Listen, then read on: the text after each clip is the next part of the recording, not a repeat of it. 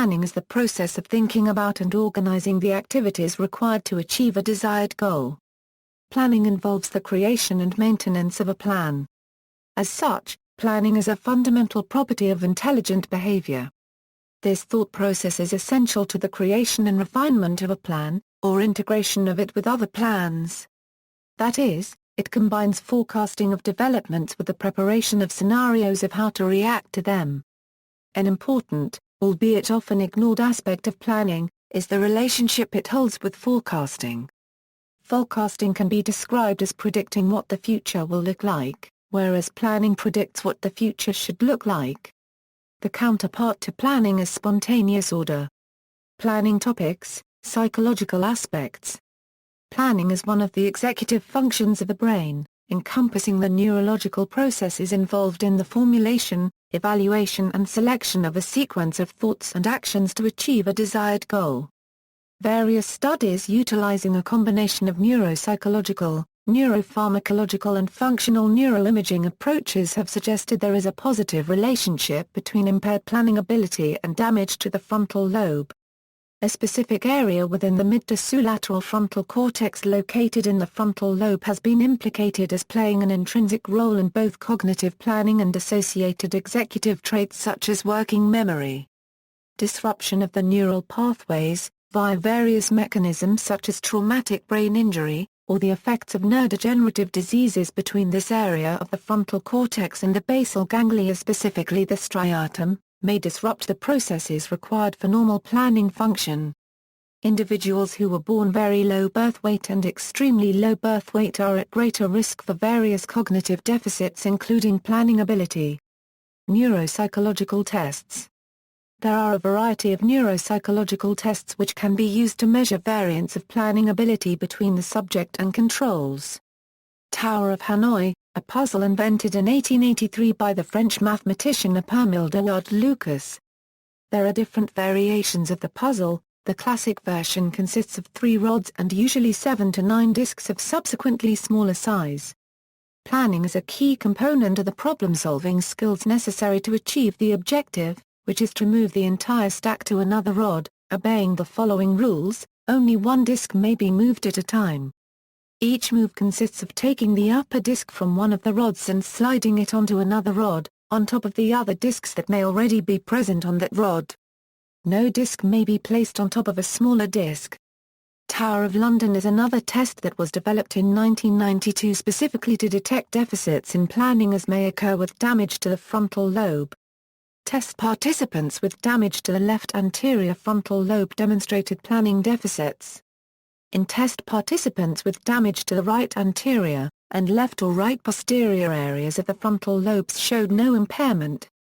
The results implicating the left anterior frontal lobe's involvement in solving the TOL were supported in concomitant neuroimaging studies which also showed a reduction in regional cerebral blood flow to the left prefrontal lobe.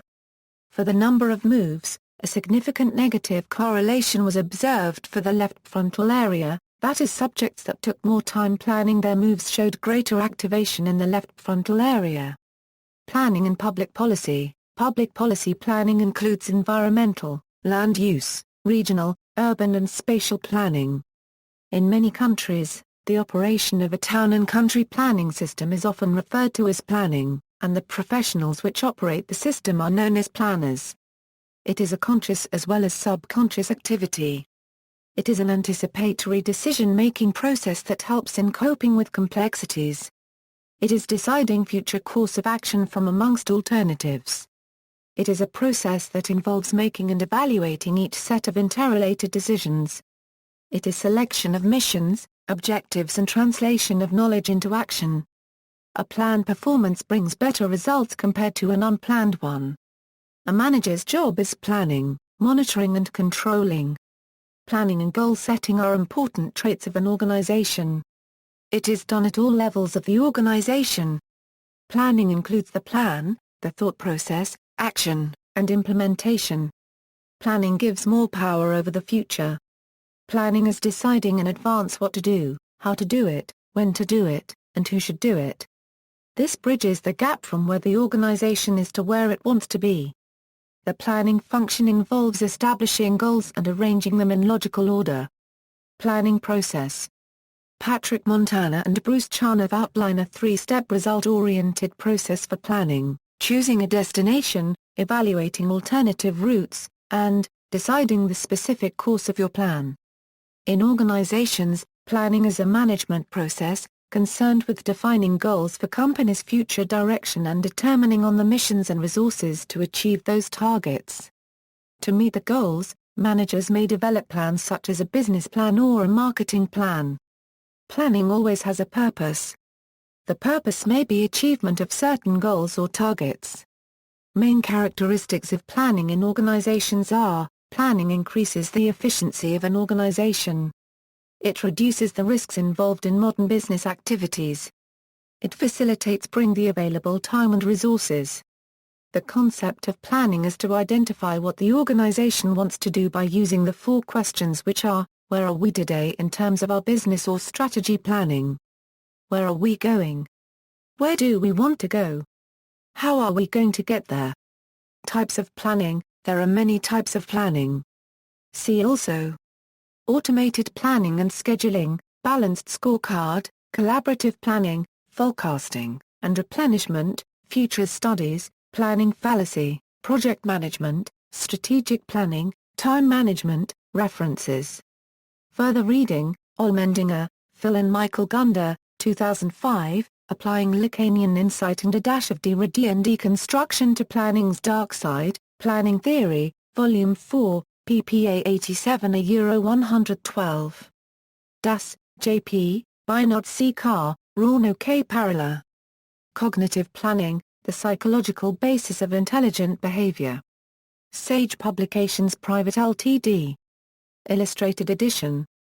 English ISBN 0-8039-9287-4 ISBN 978-0-8039-9287-0. Gunder, Michael, 2003, Passionate Planning for the Other's Desire, An Agonistic Response to the Dark Side of Planning, Progress in Planning, Volume 60, No. 3, October, ppA 235 a €319. Plager, John, 2001, Public Participation and the Art of Governance, Environment and Planning B, Planning and Design, Volume 28, No. 2, ppA 219 a €241.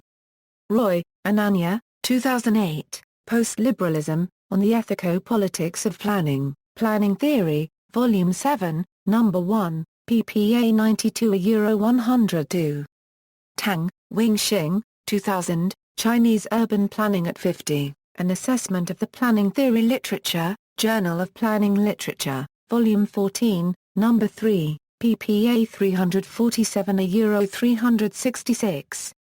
Yiftakal, Oren, 1995, The Dark Side of Modernism, Planning as Control of an Ethnic Minority, in Sophie Watson and Catherine Gibson, eds., Postmodern Cities and Spaces, ppA 216 a €240. Yiftakal, Oren, 1998, Planning and Social Control, Exploring the Dark Side, Journal of Planning Literature, Volume 12, No. 4, May, ppA 395 a €406.